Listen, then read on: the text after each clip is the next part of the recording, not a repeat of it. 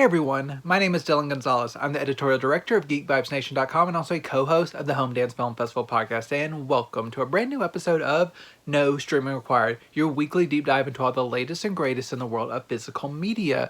And I have a great episode for you this week. It has titles from Shout Studios, Imprint Films, Blue Underground, 88 Films, highbrow titles, lowbrow titles, silent era, Emmy-winning modern comedies, a little bit of everything that I'm really excited to delve into.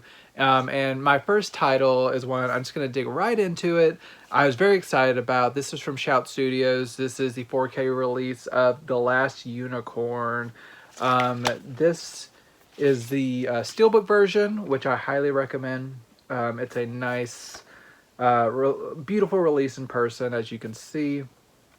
And it just gives it a little bit more class. You have the 4K disc and the newly remastered Blu-ray disc as well. I will take those discs out so you can see it.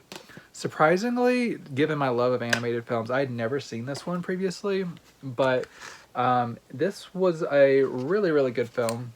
It tells the story of the titular unicorn who is kind of teased one day by a being that she is the last unicorn, and it kind of gets her to thinking like, I couldn't possibly be the last unicorn. So she goes on a journey to find another unicorn, and she comes across, it just sends her on a journey where she meets wizards and people who are trying to do her wrong, and just discover what happened to all the unicorns. So it's a grand journey.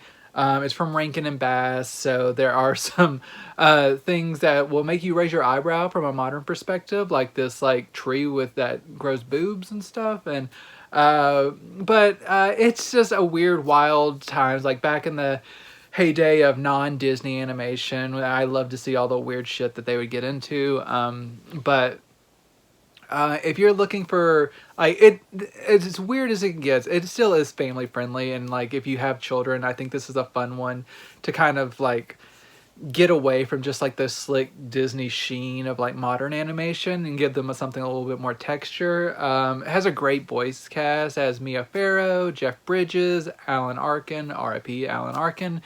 And just so many great voice performers in this one. It has a weird and wild soundtrack that I believe is performed by America. And the Last Unicorn song gets stuck in my head really easily now. But it just has a weird vibe that I was kind of feeling, and it's a good movie. I really liked it, and I'm glad to be able to own this on 4K. This does come up from a new 4K scan of the 35mm interpositive.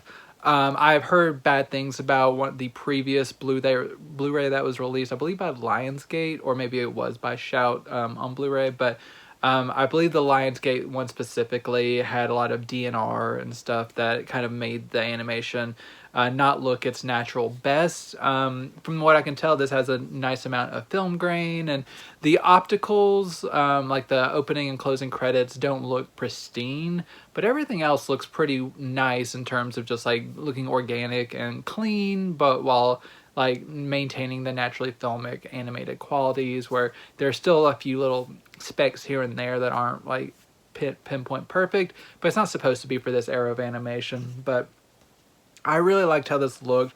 Colors are really vibrant in Dolby Vision, so it looks very, very beautiful, colorful in Dolby Vision. And the audio has a 5.1 and a 2.0 soundtrack. Both of those sound good. The music comes through really well. The voiceover and sounds really good. And you also have some special features, including a 15-minute profile on the filmmaker, another 28-minute making of featurette, a 9-minute Q&A, again with the filmmaker, and then 8 minutes worth of storyboards and a trailer.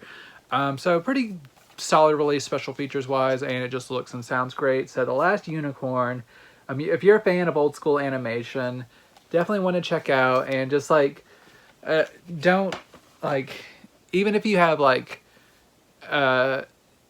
younger kids who may not like they made things like unicorns are like girly. I think that's ridiculous, but like it is kind of like a film for everyone. So yeah, The Last Unicorn is a really great release, and so make sure to check that out if you're a fan. I think this is kind of the definitive version finally being released.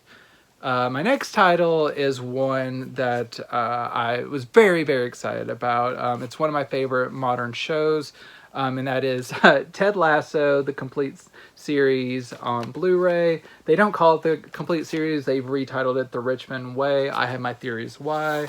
I assume that they think this is a cash cow, and they'll want to try to keep it going now that it is... been completed its 3-season run. You have a fold-out poster that comes with it. Here's one side, and then the iconic Believe poster on the other. It doesn't fit neatly into the case, but I just kind of tuck it inside the slipcover here.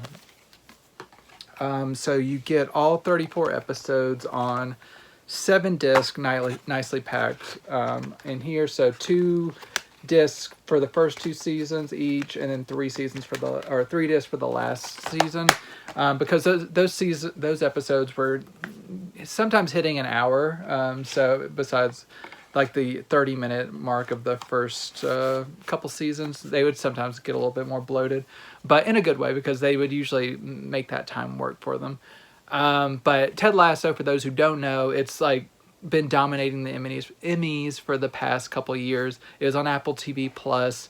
It's just Jason Sudeikis playing a lovable coach, a football coach from America who is brought over to England to coach soccer, football over there, in hopes of wrecking the team for the woman Rebecca who is hiring him, is hoping that he will tank the team to get back at her ex-husband. But it turns into like he ends up being the best thing that ever happened to the team, and just like kind of he brings his positivity and just kind of whole outlook, and just kind of shakes up this team and makes them just like the best versions of themselves. And while he does not know everything to know about soccer, football, he picks it up, and it's just his like philosophies really help bring this team to life.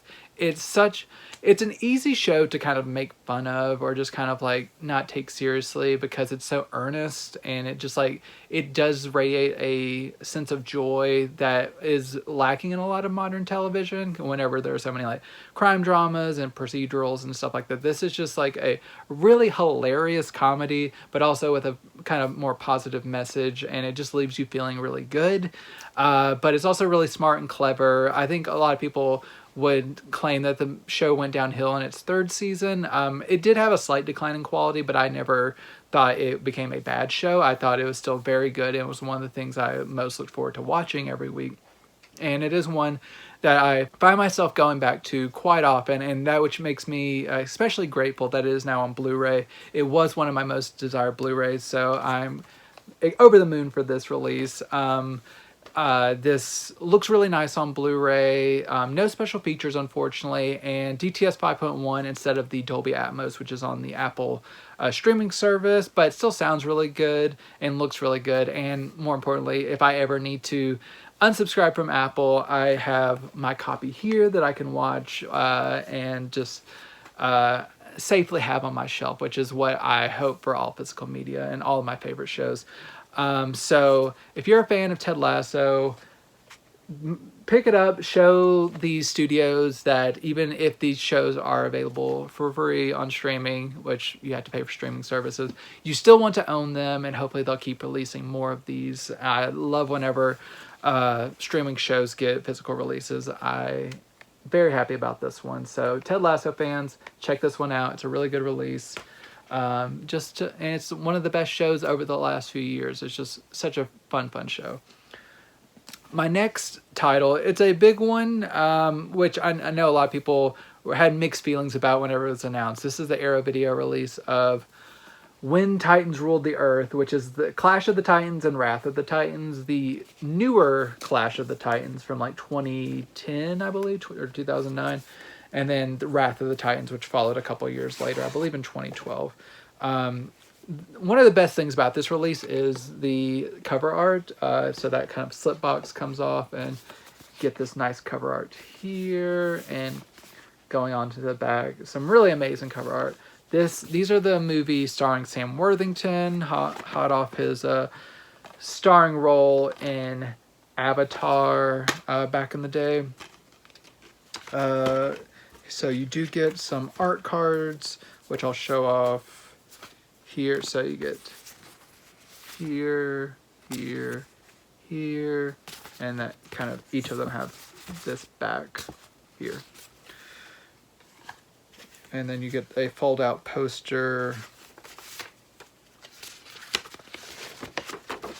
So one side is this, and then this is the other side, which this cover art is the reversible cover art that's underneath here.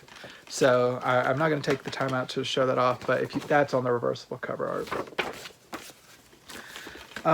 So yeah, Clash of the Titans and Wrath of the Titans. It's based on ancient Greek mythology, but kind of bastardized to kind of fit a modern blockbuster aesthetic, which kind of baffles me because Greek mythology is so rich as is and complex. It seems just ripe for direct translation on a big budget scale. They do incorporate elements of truth, or what is known as truth within Greek mythology, into this, but then they also just kind of go their own way a lot of the times as well.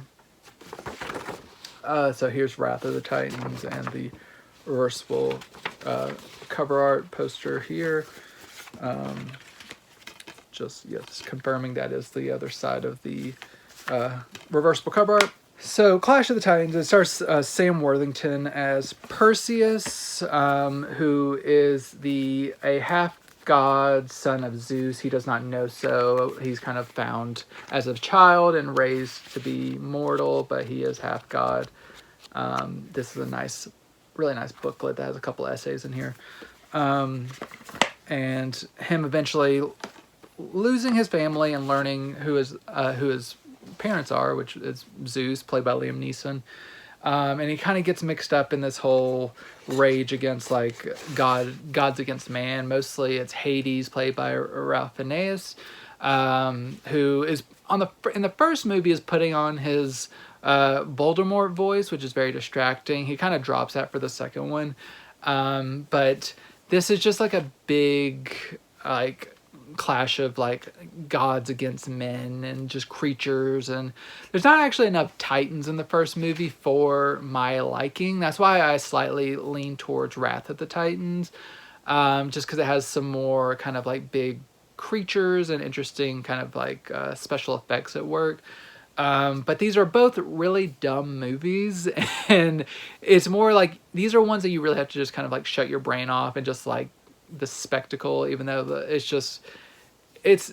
I was hoping, I had never seen these before, and I only owned weirdly Wrath of the Titans and not Clash of the Titans, but I'd never gotten around to watching it. It was just one of those cheap kind of like Dollar General finds that I had found. But I never got around to it because I didn't have Clash. And then they announced this 4K from Arrow Video, which is from a new Warner deal that they brokered, which started off, I did a couple weeks ago, with The Man from U.N.C.L.E., which is a great discovery for me. These aren't as much of like a great discovery. These are just kind of like mindless popcorn films that are now just in 4K, which they look really great in 4K, but they're very stupid and kind of a waste of a lot of the cast members' talents. There's just a lot of really good actors in here who are cashing a paycheck, and it's not terrible, but it is just like you have to be in that kind of like mindless summer blockbuster mode, which I kind of am right now because it is the summer, and just like we've been watching a few mindless things here and there, and this kind of hit the spot as like me and my wife and I are kind of like Greek mythology just kind of enthusiasts. She especially was like telling me a lot of stuff that didn't quite line up with Greek mythology with this film, but I like that kind of just whole world, and I like playing within it even if it is kind of dumb. But I'm glad I watched them, and I'm glad I watched them in 4K, especially in Dolby Vision. They look very nice. Modern 4K digital transfer, looks consistent and very natural color, like really nice bold colors. I think one of the drawbacks that people will have with this set is audio aficionados will wish that this had a Dolby Atmos track. These both just carry over DTS 5.1 tracks. They sound really good, but for these types of movies, most people kind of want more of an expansive audio quality, so they'll probably be a little bit disappointed by that. But they still sound really big and full and just like will shake your room. It's just not Dolby Atmos. So it looks really good. Sound is solid, and in terms of special features, this isn't as packed to the gills as some Arrow releases. You do, in terms of new special features, you get a Clash of the Titans gets a new 21-minute interview with one of the producers, and then that same producer comes back for Wrath of the Titans for another 14-minute interview. And then you carry over all the archival featurettes, including a 35-minute archival documentary, some deleted scenes, and alternate ending featurettes, and then another 35-minute collection of archival featurettes for Wrath of the Titans, along with some deleted scenes and stuff. So you get all the previous special features, along with a couple of new interviews with the producer. And like I said, one of the most impressive things is this packaging, which is nice. But if you like these films, this is a really fantastic presentation. If you are kind of not into just like big mindless blockbusters, this isn't going to be one of the Arrow Video releases that stand out for you, but it is still worth checking out if you're a fan of that type of movie. Heading over to one of my favorite labels from overseas. This is an import of Imprint's The United States of Leland. Imprint is an Australian company whose releases will play in Blu-ray releases all over the world, so it is technically region free. I especially like them because they do release titles like these and my next title, which do not have a US Blu-ray release. And I'm a big fan of Ryan Gosling, and this is one that I've been wanting to check out forever. And so I was glad that this one did get announced. Finally making its Blu-ray debut for me. I'm pretty sure worldwide as well, unless another country besides the US got it. This is Ryan Gosling playing a teenager who commits a heinous crime at the beginning of the movie. He murders another kid, and it kind of shakes the community, and you never... everyone just kind of wants to know why, and because Leland, his character, was always kind of more gentle, and just it kind of creates just like a shockwave throughout the community, and he goes into like a detention center, and he starts to connect with this one of his kind of teachers, played by Don Cheadle, who starts to kind of like counsel him and try to figure out why he did what he did. He keeps saying, like, you're going to ask why, and I don't know why. I don't remember that day as well. But you do start to learn more about what kind of mental state he was living in, what was going on in his life with, like, his parents and, like, his relationships. And it's a really interesting portrait of a person who inherently is a bad person for killing another teenager, but also figuring out what lies beneath and what kind of like was going on with him. He seems on the outside not to be a horrible person, so it's just kind of those conflicting ideas and just figuring out what makes a person tick. This has a great cast, including Jenna Malone, Lena Olin, Michelle Williams, and jump scare alert, Kevin Spacey is in this. I know Kevin Spacey is but he plays Ryan Gosling's dad, and we just got to reckon with the fact that Kevin Spacey made a lot of fantastic movies before he was revealed to be a monster, and he is good in this role along with all the rest of the performers. This is a good early role from Ryan Gosling, and it's one I really liked. It's just that type of indie cinema from like the early 2000s that really appeals to my sensibilities. And it was just really good to finally catch up on this one and just like really appreciate how good a lot of these actors were even back then. At least I recently saw like Jenna Malone in like Love Lies Bleeding from A24, and she's still killing it, and she was killing it back then too.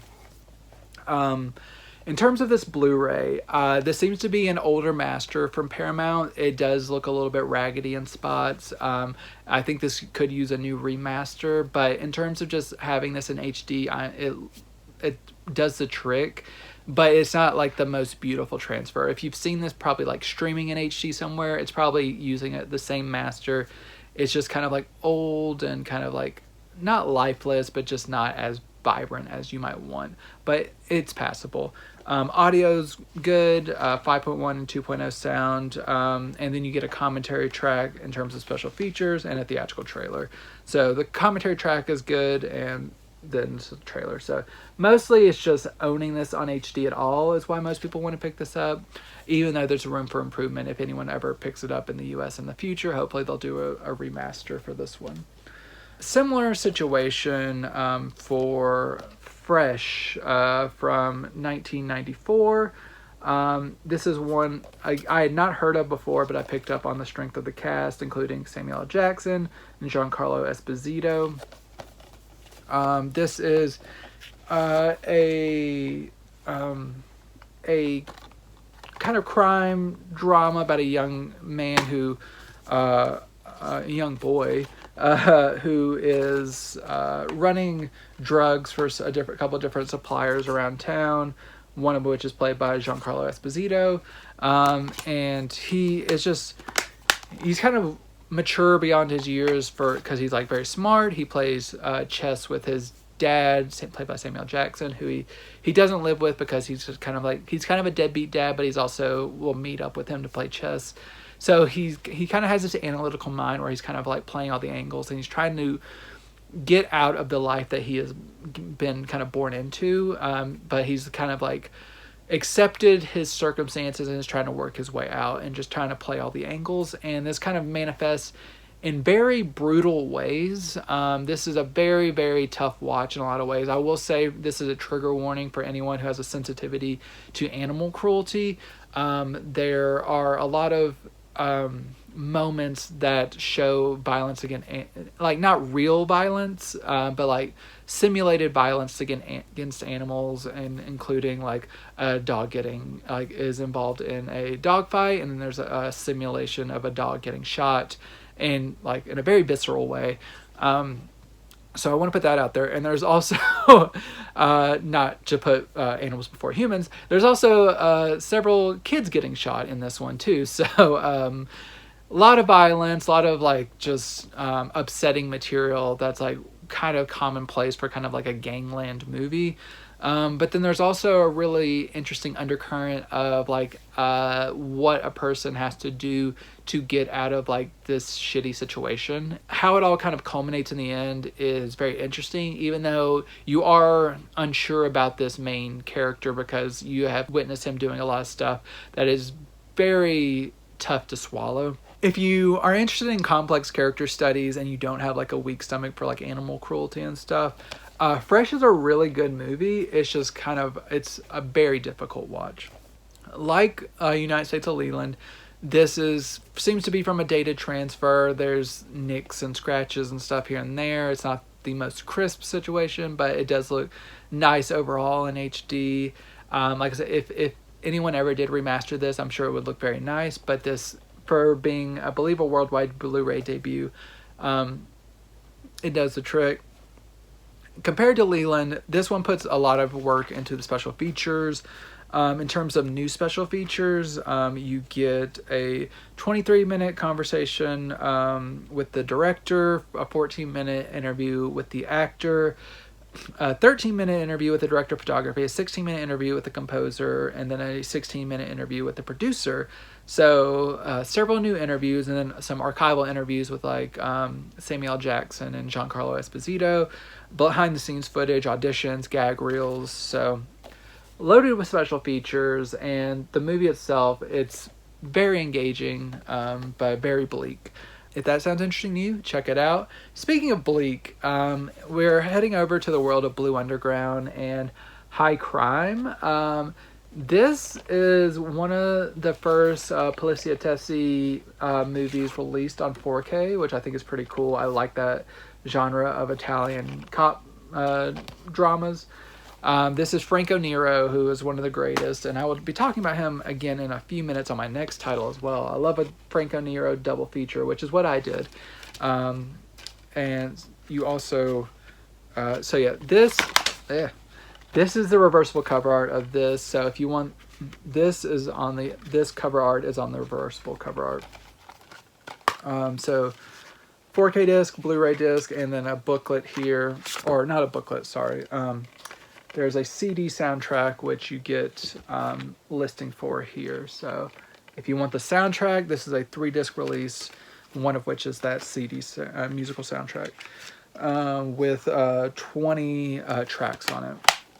So high crime, it kind of follows a normal conventions of this type of genre where Franco Nero plays a cop who is trying to bring down like a drug cartel organization. And it starts feeding back into his personal life, and they kind of start coming after his family, and it's just kind of like, he's a cop who's just like, will do anything in order to take this organization down, and it leads to some tragic consequences at times.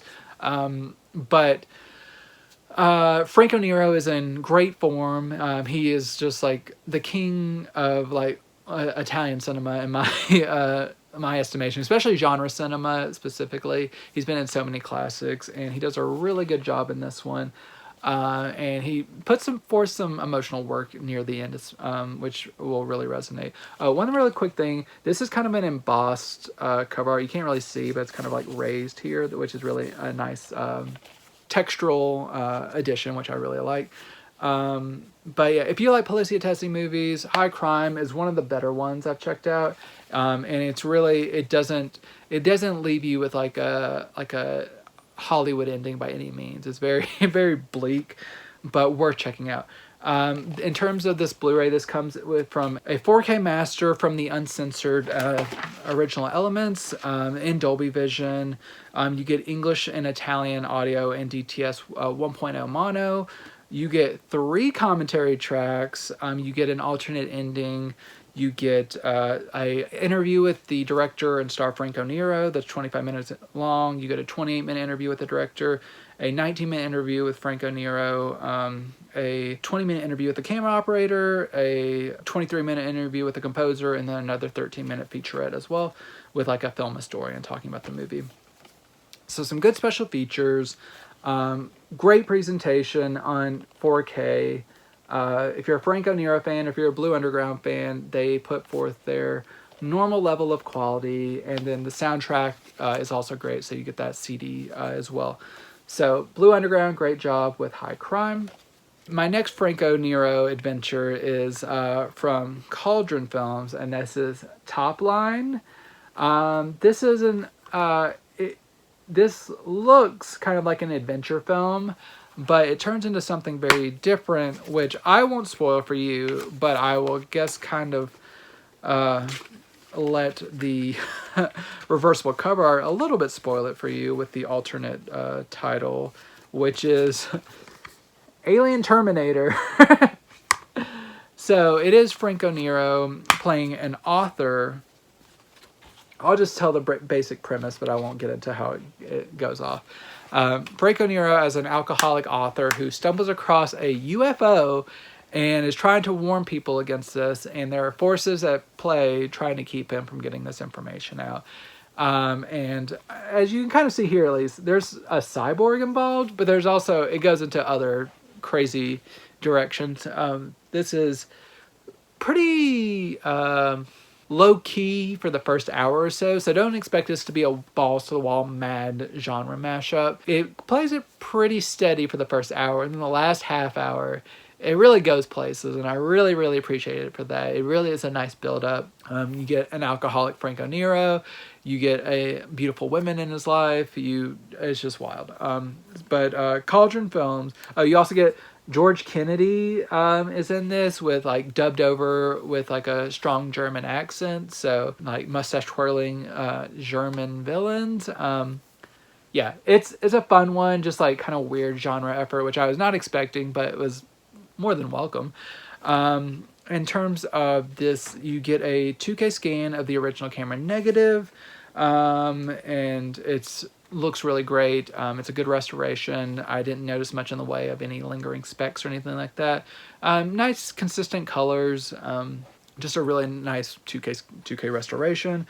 You do get this in English and Italian. I'm not sure if I mentioned that on High Crime, but you do get an English and Italian audio. You get a DTS 2.0 soundtrack on this, a commentary track, a 22-minute interview with Franco Nero, 33-minute piece with a film historian, and then a 13-minute 13-minute featurette with like an alien like theoretical like scholar that goes in interesting ways. So Top Line, aka Alien Terminator, it's a wild ride, but very much worth checking out if you like weird genre efforts, which I know a lot of people watching this show do.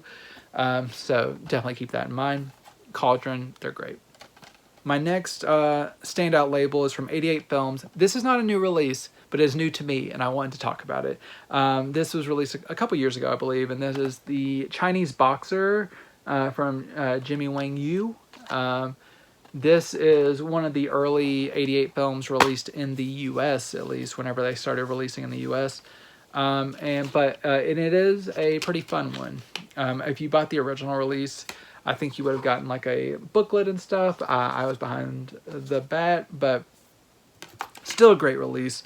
Jimmy Wang Yu is it's kind of like a classic Shaw Brothers story where it's usually one of like 5 different stories. This one is like him playing the survivor of an attack on his martial arts school by these Japanese gang and him going to get revenge. It's a classic setup, but it's done really well. Jimmy Wang Yu, he's very athletic, very charismatic, and just really kicks a lot of ass. So it's a great martial arts film in that respect. If you just like pure like violence, like martial arts, fun. Story wise, pretty flimsy, but it's Shaw Brothers. Like you don't usually go there for the story. There's some good stories, but that's not the standout element of this. And then Jimmy Wang Yu, great, just great. In terms of this Blu-ray, you get a HD master from the 35mm negative. Looks pretty solid. There are small little things here and there, like a little bit of anamorphic stretch on the ends of certain shots and stuff. Some minor color fluctuations at times, but usually it's pretty solid and consistent. You get a LPCM 2.0 soundtrack in the original Mandarin and an English version, commentary track, 18-minute interview with a historian, and then a 14-minute interview with one of the actors, and then some trailers. So 88 Films and their release of the Chinese Boxer. I'm pretty much just like collect all 88 Films releases, so that's what I had to do. I had to like kind of complete my collection, and that was one that was worth checking out. My next title is from Oscilloscope in collaboration with MVD Entertainment.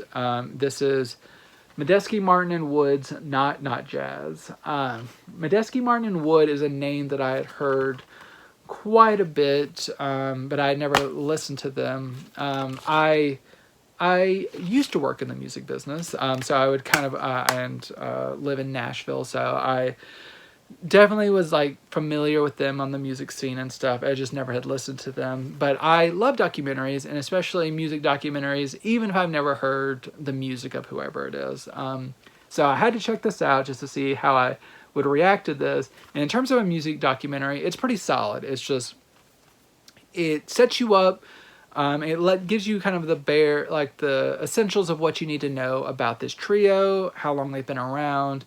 But it catches them right when they're about to kind of come back from a long hiatus of not recording music and record a new album. And it shows them kind of in a more modern context of getting together and showing their creative process of like, how do they create a new album after all these years? What do they want to say with this album? How are they like getting back in the groove of working with one another?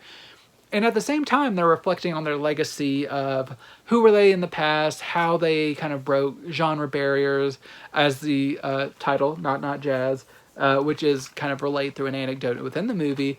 They are using jazz influences, but also kind of breaking kind of jazz. Well, jazz has no rules. It's jazz, baby. But it's kind of breaking through to kind of like some interesting, unique musical interpretations of jazz, and just like how they influence this kind of subgenre of music, which isn't really the most mainstream friendly, but those who are on this wavelength, they do really love it. And it's just like, it kind of like shows how they got to that place. And like there's a lot of really cool footage, especially like there's early footage of them like on like the original Conan O'Brien show, like from like the early 90s, and mixed with like the newer footage of them trying to create their new album. And if you love them, I think this will be a very rewarding documentary. If you do not like their type of music, which admittedly it's not my favorite type of music, but I enjoyed it enough to kind of like enjoy the documentary, I think it's like a solid documentary. You get to know who they are and like why you should care about them on any level. Even if it's just not like a mind-blowing musical, like it's not reinventing this subgenre of like musical documentaries, but it is enjoyable. And like, especially like I said, if you're a fan, you're gonna love it. If you're not a fan, I think you can appreciate elements of it, but I think there's a barrier to how much you will love it, just because it's them. You're learning about their process, and if you don't love the music that they're creating, it might be there's not enough uniqueness to their story to kind of break through that barrier of just like, oh, I love this documentary, hate the band, but love the documentary. You're not going to do that.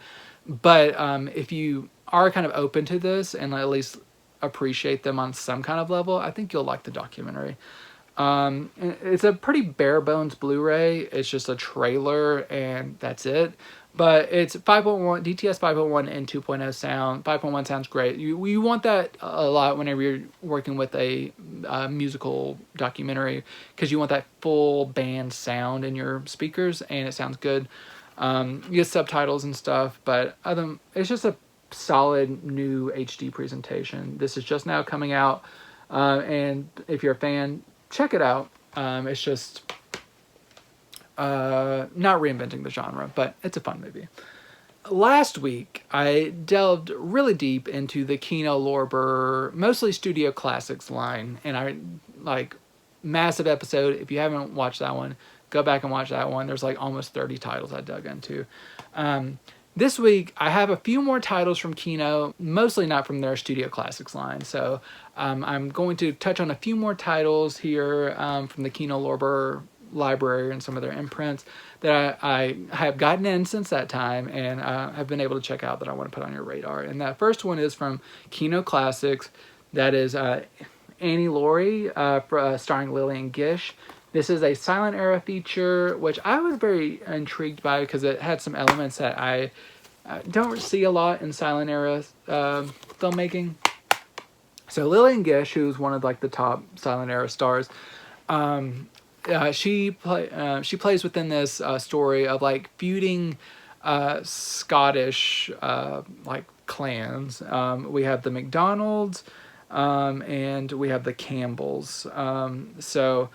It's kind of like this classic story of like their feuds and stuff, and kind of how based on like a real life massacre that happened, and just there's been like songs wrote about Annie Laurie that they kind of speak about in the prologue of this. And it's just like, it's getting like, you don't see a lot of silent era films, or like films in general, that depict like this like silent, or this era of Scottish history. So I appreciated that kind of difference to the more just like the it's still a period piece, but it's not like as kind of like an English or like high society period piece, like a lot of like especially like the Ernst Lubitsch and stuff, which, or he deals with a lot of Romani stuff as well. But it's a pretty good silent film, and that made even better by the fact that it's not telling a story that I've seen a lot. This is from a 4K restoration conducted by the Library of Congress. It looks great. You get a 5.1 score. It's just, I mean, it's a silent era film, so mostly it's just all score, but it is presented in 5.1. It sounds really nice and full. And then you do get a commentary track by film historian Anthony Slide, who does a lot of silent era cinema as well. So if you like silent films, Annie Laurie is a good one to check out. It surprised me and I quite enjoyed it. My next film is also from Kino Classics in their deal with Studio Canal. This is Nickleby, which is from 1947. Based on this cover, I thought I was going to get another silent era film, but no, this is from the 40s. And this is just a pretty solid adaptation of the classic Ernst Lubitsch, or the classic Charles Dickens novel. And if you know that novel, it just like deals a lot with like class dynamics and kind of like an underdog story and people trying to, like, there's usually a figure, in this case the uncle, who is trying to kind of like screw over one of the younger characters. There's a lot of creepy men in here too, trying to take advantage of dude's sister, which understandably upset him, and I was just like, creeps, just fuck off, what are you doing? But it's the story, it's Charles Dickens, who am I to rewrite it? But it's a solid representation from Ealing Studios, and this, it doesn't list a specific restoration or anything like that, but it does come from Studio Canal. It seems to be a pretty solid master. If it's an older master, they've done a good job with it. You get an additional 3-minute short film from like the early 1910s that kind of does a little bit with this story. There's a 17-minute featurette from one of the people involved with the restoration telling about this adaptation. Another 6-minute featurette, and then a 36-minute workshop, which has, I believe, the director, it's like footage of him teaching a class and kind of like seeing him in his element working with the students and stuff and talking about like film work and stuff, which is a pretty cool featurette. So if you're a fan of Dickens, this adaptation of Nicholas Nickleby, it retains the darkness of the novel and worth checking out if you're Dickens fans, and it's a pretty good release from Kino Classics. Heading over to Milestone Cinema, we have Bless Their Little Hearts, which is a really solid 80s piece of American cinema, 1984 it says, and one of the few Kino releases with a booklet, which I'll actually kind of expand upon here in a couple titles, but this is a really kind of landmark title in African American cinema, and it depicts a father and husband, who you can kind of see here, who is struggling to support his family.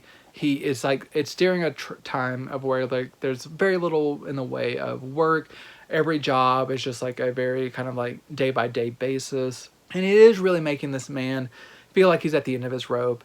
And like a lot of men who like are at the end of their ropes, he makes bad decisions, including to have an affair on with another woman, and it just really puts him in like an even like more troubled situation.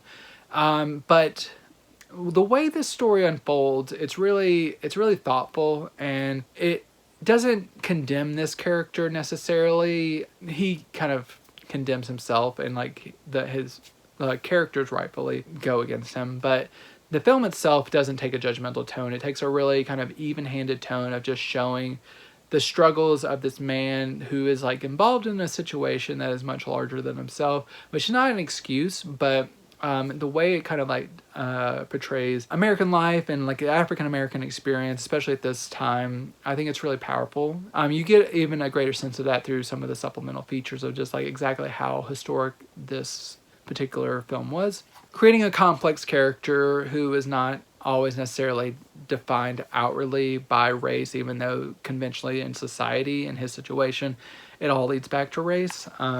But yeah, if you are interested in African American cinema or just powerful American stories, bless their little hearts. It's a pretty solid watch, and this comes from a new 2K restoration by the UCLA Film and Television Archive, and it's a really good restoration. It holds up very well in black and white. Good contrast, not much in the way of lingering specs or anything like that. Sound is as good as the source will allow. Not perfect, but it has a little bit of like age to it, but in like a controlled way. In terms of special features, you get a commentary track, you get another 13-minute short from the director, a couple other featurettes as well. So bless their little hearts. A good discovery from 80s American cinema and African American cinema worth checking out.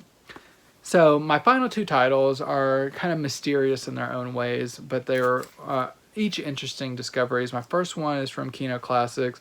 This is the 1996 film The Apartment, not to be confused with the Shirley MacLaine classic, which is available on 4K from Kino.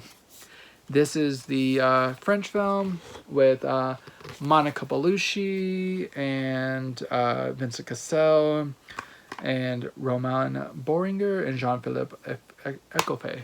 This one, it kind of has that classic kind of Hitchcockian feel. Vincent Cassel, he plays a man who he is attending kind of a work lunch one day, and he has to duck off to place a phone call.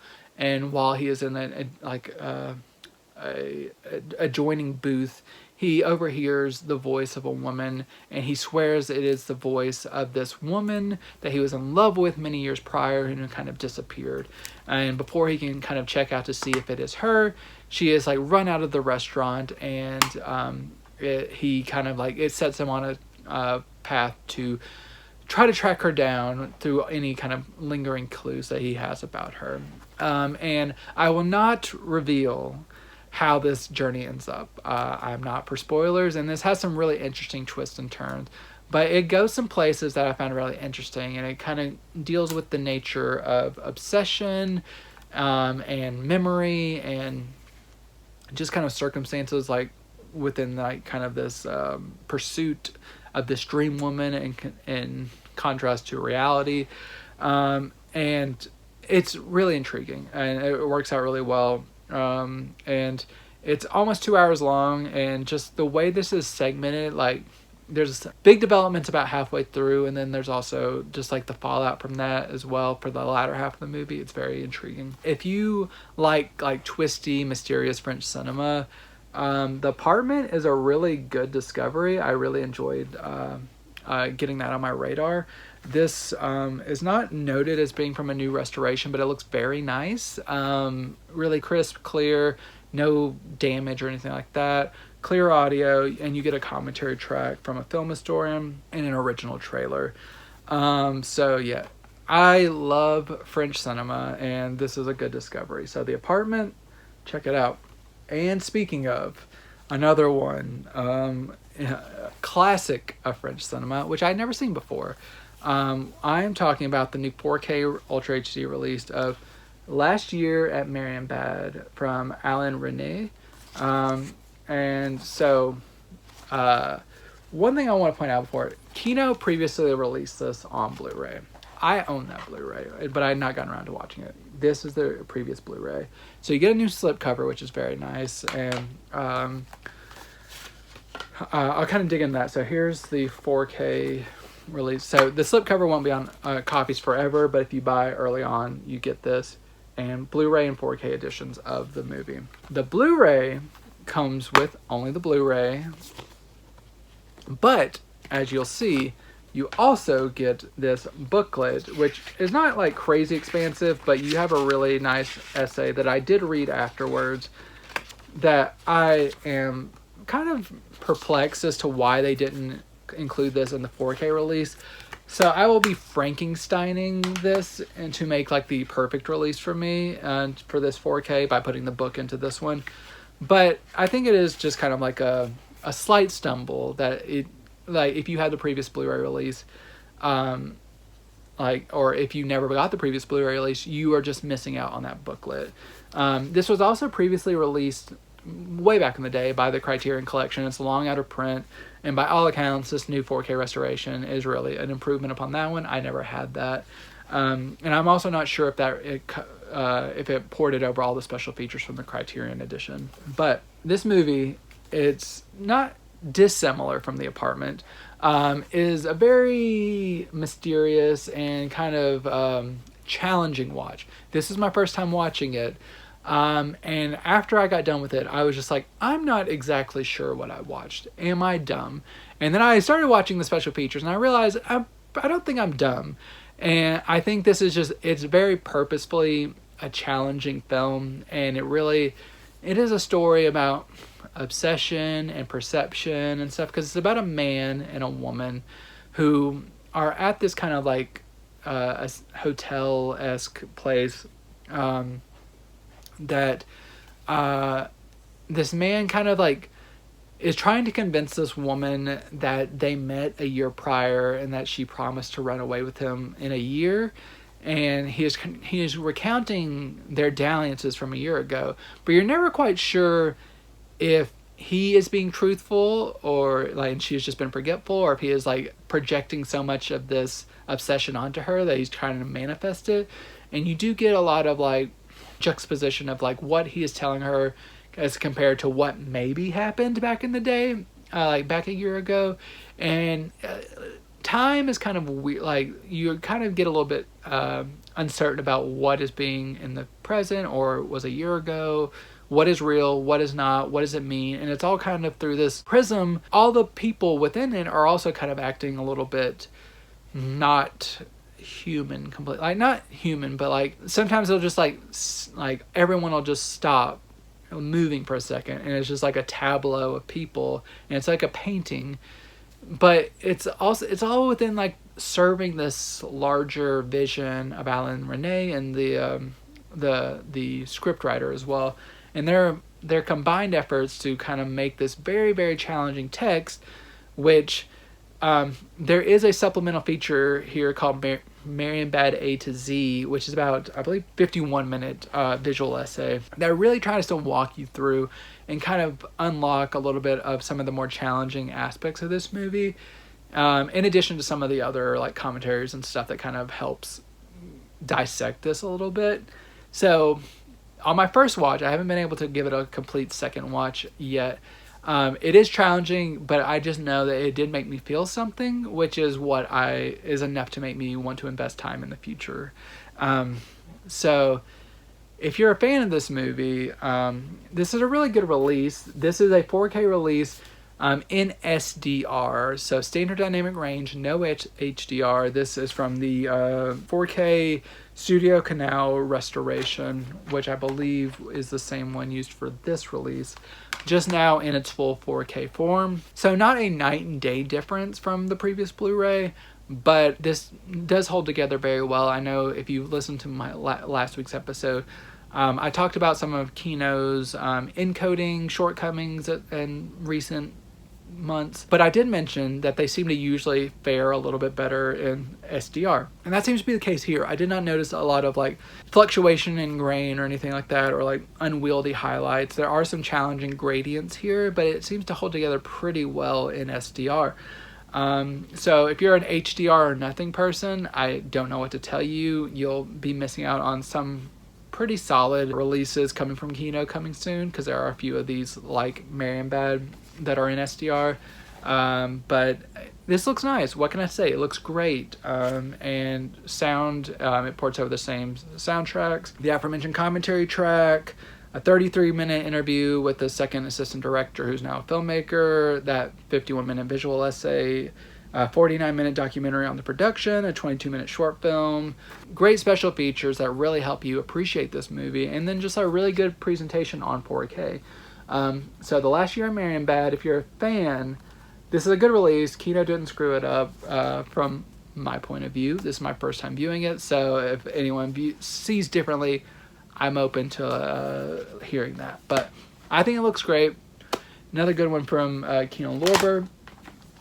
And that's my time. That is everything. I hope you found something to enjoy in here. There's, like I said, a little bit of everything in here.